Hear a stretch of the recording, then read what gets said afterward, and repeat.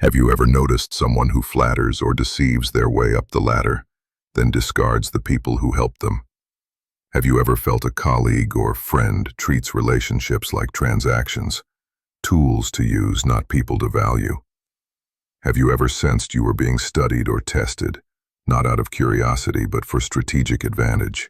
If you answered yes, you've likely encountered a Machiavellian.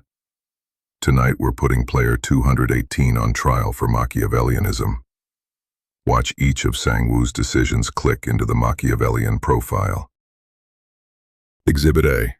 Long game, over likability. From the first round, Sang-woo optimizes for position rather than approval. In red light, green light, he briefly explains the mechanic to Gi-hoon, that the doll tracks motion and you should only advance when it looks away, then freeze on red. It's a low-cost cue that yields high social credit. The act functions as calculated positioning, a small favor banked for later leverage. This is a Machiavellian exchange of micro-kindness for future influence. However, this is circumstantial and could reflect genuine prosociality. Intent is inferred, not proven. So, let's move to the next piece of evidence. Exhibit B. Information control.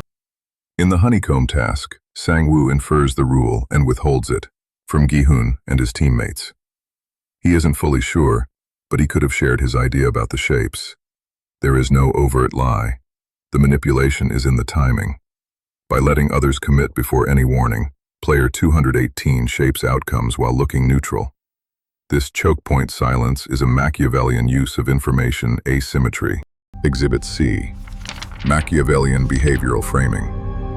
During Gganbu, Sang-woo lays out a calm, rational plan and gets Ali's agreement before secretly switching Ali's marbles with stones.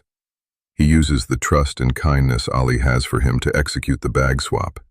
That trust was established earlier when Sang-woo helped Ali with money for the bus during the brief break from the game, planting leverage he later cashed in. This is Machiavellian behavioral framing, self-interest wrapped in fair process, so people question it less and accept it more. Exhibit D. Instrumental aggression. On the glass bridge, Sang-woo removes the player pragmatically. As a Machiavellian, he won't risk losing the game or being eliminated when uncertainty and the timer converge, so he chooses the certain path that preserves his odds.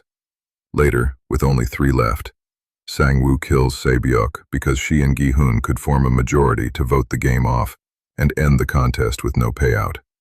In both moves, the logic is the same. Protect the objective by preempting threats and frame the harm as necessary.